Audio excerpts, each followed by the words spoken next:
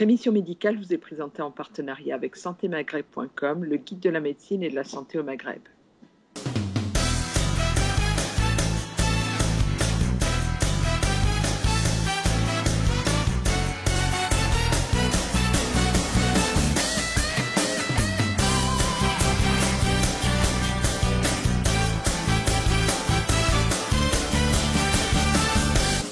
En ce vendredi, je vous propose d'aller recueillir les avis, le retour d'un médecin, d'un professeur en médecine qui a été exposé, confronté à la situation que l'Algérie, la Kabylie en particulier, a connue il y a 3 semaines de ça, les incendies de forêt, dont on sait qu'effectivement, ces incendies ont provoqué des morts directes ou indirectes. Et je vous propose d'aller retrouver depuis Ottawa, et on va traverser l'Atlantique et la Méditerranée pour aller retrouver professeur Afchiche, qui est chef de service à la clinique Pasteur, la clinique des brûlés. Bonjour, merci pour l'invitation. Donc là, effectivement, on a été bousculé, si je peux me permettre du mot, le mardi. Donc on nous a appelé du ministère pour nous dire qu'il y avait beaucoup de brûlés, qu'il fallait se préparer éventuellement pour recevoir des enfants brûlés, parce que la clinique centrale où je travaille, on s'occupe surtout des enfants brûlés.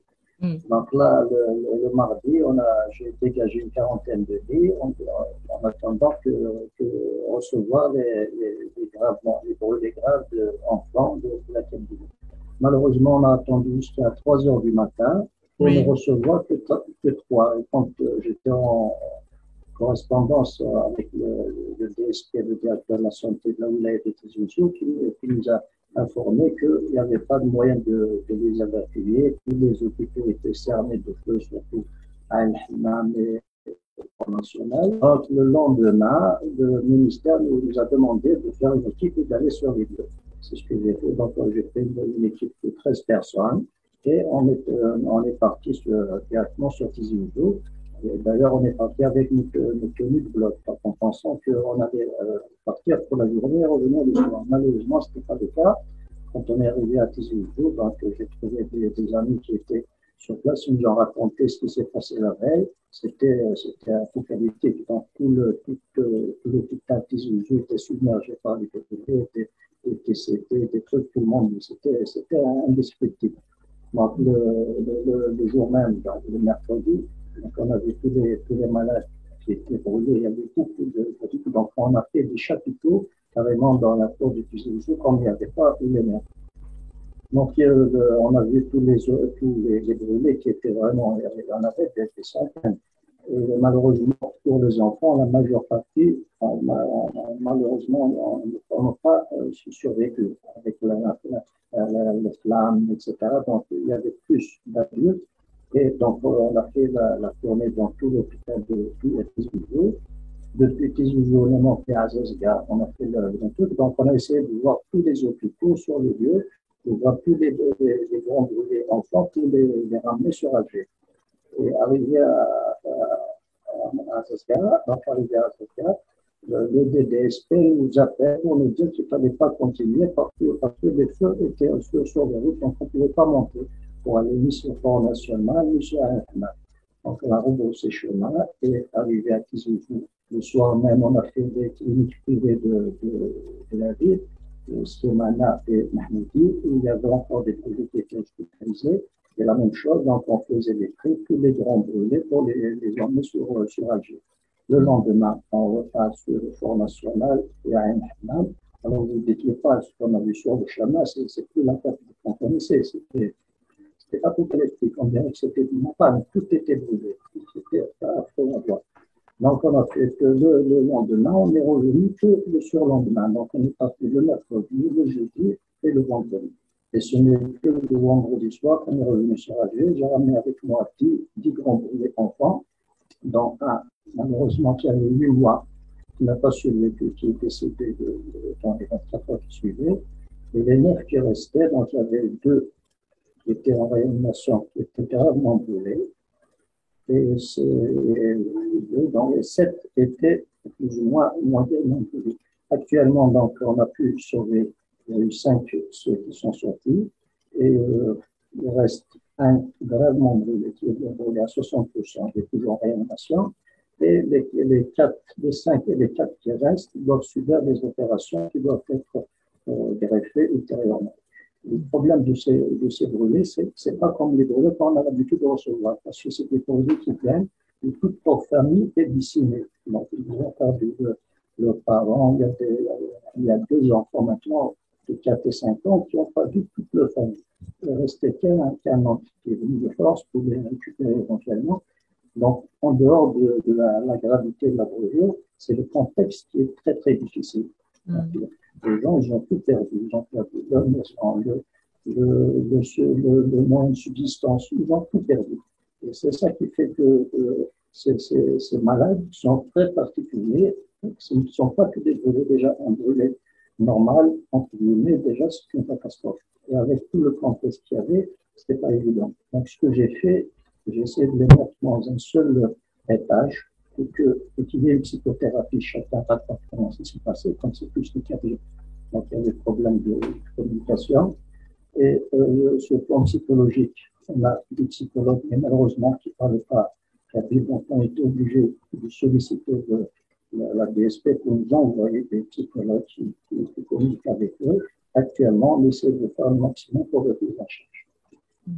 Est-ce qu'on peut imaginer, professeur Abchiche, vous disiez tout à l'heure que c'était la nature les brûlés, le type de brûlure ne faisait pas partie des brûlures que vous aviez l'habitude de prendre en charge. Est-ce qu'on peut imaginer que on pourra éviter de revivre ce type de catastrophe? Il y a sans doute, j'imagine, des brûlures qui auraient pu être évitées. C'est beaucoup lié à des scènes de panique, c'est ça, au fait que les gens ne savent plus ou ne savent pas gérer les situations face à un incendie et qu'il y a sans doute eu des erreurs commises du fait de la méconnaissance. Non, on a l'habitude. Moi, je connais la Kabylie, je suis originaire de la Kabylie, donc on a chaque année des feux. Donc, mais cette année, c'était un peu particulier où les feux étaient, il y avait une cinquantaine, voire plus, de départs de feux en même temps, et ça encerclait complètement le village. Donc les gens fuyaient, ils ne savaient plus où aller. Il y avait du vent à 80 km/h. C'était l'apocalypse. Donc les gens laissaient leur maison et fuir. Et la Kabylie, comme c'est accidenté, pour aller, il n'y a pas le mercredi quand on est parti, à 5 heures, on nous a appelé en nous disant qu'il ne fallait pas continuer parce qu'il y avait encore des feux sur le chemin. Donc tout était vu, le terrain très accidenté, plein de forêts, comme si vous connaissez la Kabylie, donc c'est très forestier, etc. Donc les feux cernaient carrément, il y avait plein de maisons qui ont brûlé, plein de villages qui ont brûlé avec des décès. Il y avait même 25 militaires, des acteurs qui étaient décédés aussi, encerclés par les feux. Donc, c'était des feux qui ne sont pas habituels. On a l'habitude de voir des feux, mais quand ils sont bien cernés, on les circonscrit, on arrête les feux. Mais cette année-là, c'est un peu très exceptionnel. C'est vrai qu'il y a plusieurs facteurs qui sont venus, qui ont concouru entre la forte chaleur, le vent qui était présent, un paysage qui était particulièrement sec du fait des fortes chaleurs, tout ça, sécheresse, tout ça a participé à malheureusement faire en sorte que le feu se déclenche et puis le vent a fait en sorte que des flamèches puissent ont propagé le feu dans différents endroits. Sur la prise en charge de ces patients brûlés, est-ce qu'on peut avoir une idée de leur devenir? Vous disiez que forcément pour une partie d'entre eux, c'est un parcours maintenant médical suivi sur le plan psychologique, mais également chirurgical. Ça veut dire que c'est des patients que vous allez suivre pendant plusieurs années? Oui, malheureusement, la brûlure ne s'arrête pas à la cicatrisation. La brûlure, ça bouleverse toute la vie de l'individu. Une fois brûlé, dans le meilleur des cas, quand la brûlure est superficielle, on peut le suivre pour ne pas avoir de cicatrices. Mais quand la brûlure est profonde, c'est le cas de ces brûlés qu'on a reçus, ils sont 5 chez moi, où la brûlure est très très grande, donc là, il faut enlever toutes les nécroses qu'il y a derrière à la peau. En général, le brûlé, comme ils étaient avec les habits humilants, ça s'incruste sur le corps et c'est ça qui fait que la profondeur d'un brûlé. Donc là, maintenant, ça fait 17 jours, là, plus 20 jours maintenant, pour enlever toutes les nécroses qu'il y avait avant. Et ce n'est qu'après que, quand on va voir des bourgeonnements, qu'on pourrait éventuellement les greffer. Donc la greffe, Ça va consister à prélever des greffons de peau saine et le nab. Le problème qui se pose quand c'est des grands brûlés, des fois on n'a pas de site prélèvement, parce que comme tu peux dire, brûler à 60%, donc il faut chercher soit au niveau du corps chevelu des zones qui ne sont pas atteintes pour justement faire des greffes. Et en général, on fait plusieurs séances de greffes pour arriver à couvrir la totalité. Et une fois la couverture totale acquise, commencera le problème de prévention des séquelles. Donc, il va falloir prendre des vêtements spéciaux pendant 2-3 ans, si ce n'est pas plus. Et comme c'est des enfants aussi, c'est que l'évolution va aller jusqu'à la fin de la croissance. On peut avoir une main qu'on a sauvée à l'âge d'1 an, 2 ans. Au bout de 2-3 ans, si on ne la suit pas, il va y avoir des rétractions parce qu'avec la croissance, les zones brûlées ou greffées n'ont pas la même croissance qu'une zone qui est saine. Donc là, on sera obligé de libérer, de les opérer au fur et à mesure. Donc, toute ça, pratiquement jusqu'à la fin, jusqu'à 21 ans, pour avoir un résultat définitif. Donc, vous voyez que tout le chamboulement que ça peut créer sur le plan psychologique, sur la scolarité, quand il a des séquelles, des cicatrices, si c'est au niveau du visage, ça crée des problèmes très, très importants. Et je disais, il y a un établissement équivalent à Pasteur en Algérie sur la prise en charge des grands brûlés où vous récupérez tous les grands brûlés qui arrivent un peu partout d'Algérie. Malheureusement, on s'occupe surtout des brûlés enfants et pratiquement on reçoit tous les brûlés d'Algérie. Donc là, c'est pas parce que des trucs petits on les a, c'est un peu exceptionnel, c'est pour ça qu'on les a mis dans un service, pas parce qu'il y a cette tragédie qui fait que ça, mais c'est pas pour ça que les autres étages, c'est un institut clinique qui compte en 4 à 5 étages qui sont complets sur toute l'année. Donc là, on a des brûlures, c'est un problème de santé publique, malheureusement chez nous.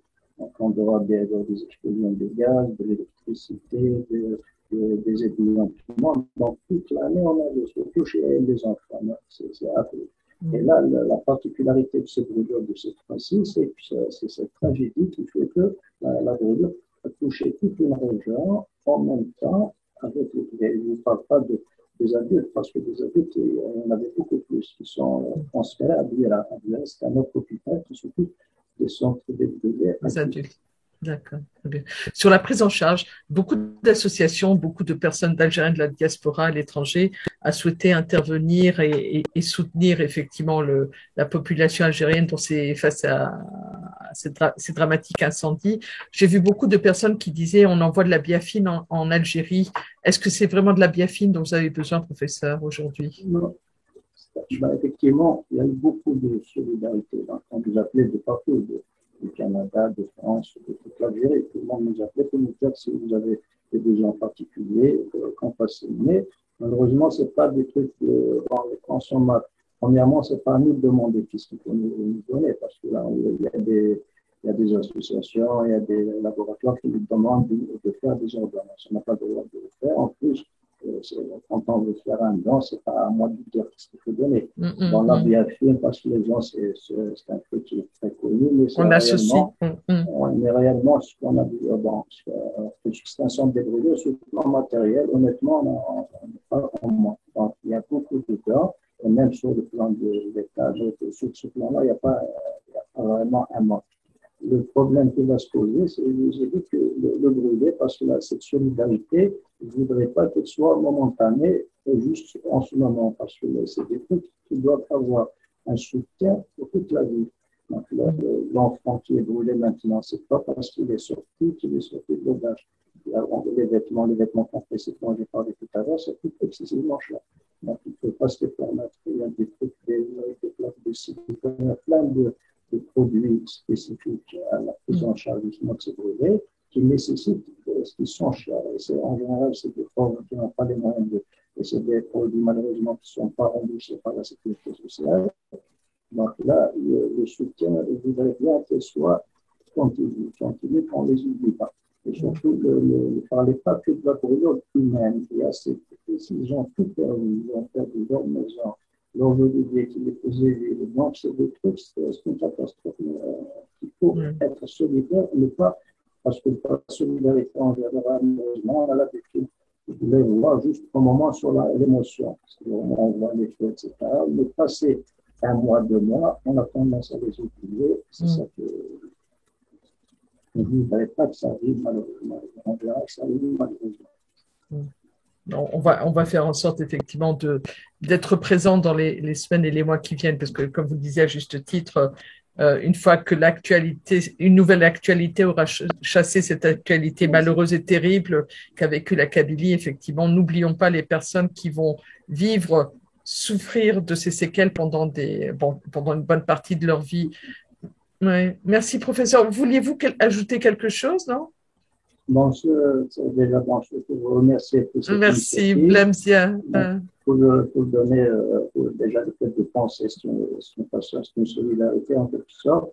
Ça fait partie de penser qu'on a une pensée pour ces gens qui sont brûlés et pour les gens qui sont en train de sur le terrain. Parce que, je sais pas, avec la Covid, vous avez parlé tout à l'heure, parce que nous, bon, ils ont eu de la chance parce que j'avais préparé 20 lits pour d'éventuels malades Covid brûlés. C'est pour ça que j'avais cette possibilité d'avoir les 40 jours.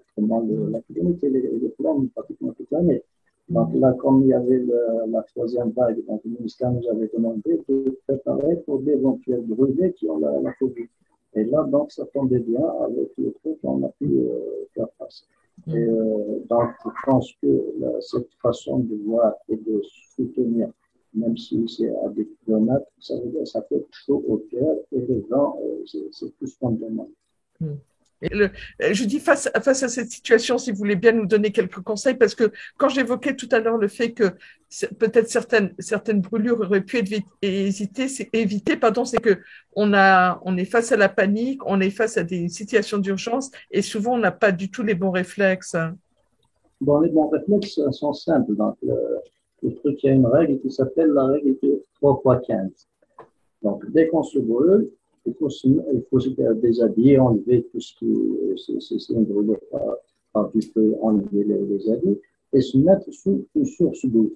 La source d'eau, donc à 15 cm de la source d'eau, et l'eau ne doit pas être chaude, ne doit pas être froide à 15 degrés, et pendant 15 minutes. Donc, si on fait déjà ce geste, ça évite l'approfondissement et l'aggravation de la brûlure.